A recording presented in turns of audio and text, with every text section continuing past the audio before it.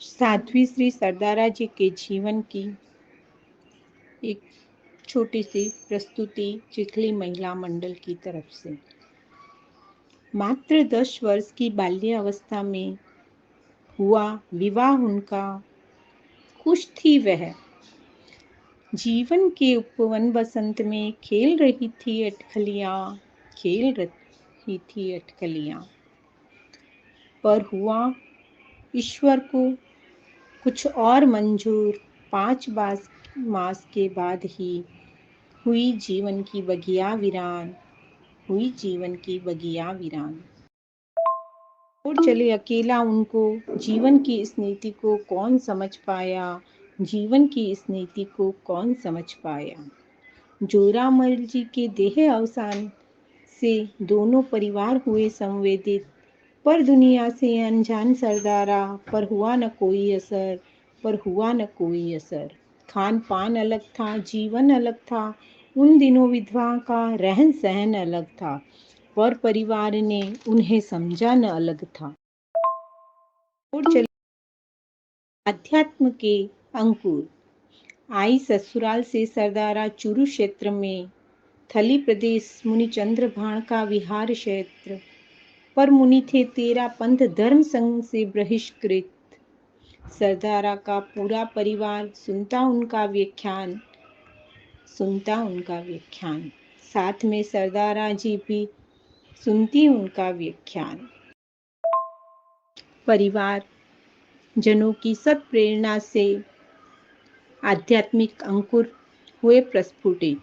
पूरे मनोयोग से जब तब साधना सामायिक था। साक्षरता का अभाव, चलता श्रुताश्रुत का क्रम। एक रात में 13 द्वार सीख कर दिया परिचय विलक्षण बुद्धि का। हुआ आगमन चुरू क्षेत्र में तृतीय आचार्य ऋषि राय का। मिला सौभाग्य से सुंदर अवसर सेवा उपासना का। पर तब उनके अंतःकरण में थी श्रद्धा चंद्रभाण की। न वंदना करती न अभिवादन करती ऋषि राय का। किया प्रस्थान ऋषि राय ने, हुआ आगमन जीतमल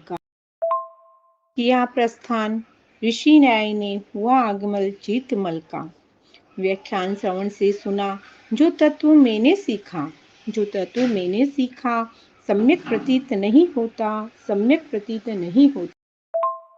जय मुनि को कह रहे वे सम्यक प्रतीत नहीं होता। गहरी चर्चा कर सूत्र साखियों को देखकर स्वीकार किया तत्व को। उनके चर्या के मुख्य विषय थे आश्रव एकांत सावध है या नहीं।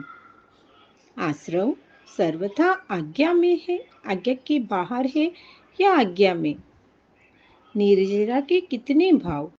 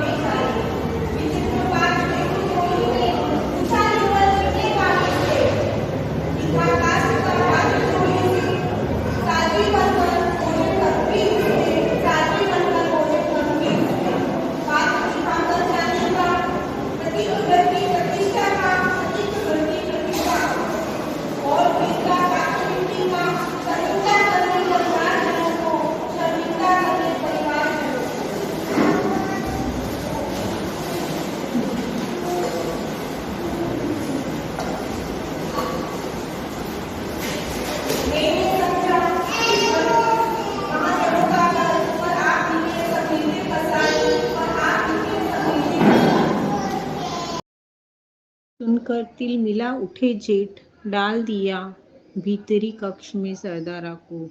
मिला सुनहरा अवसर धारण, किया वेश साध्वी का धारण, किया वेश साध्वी का।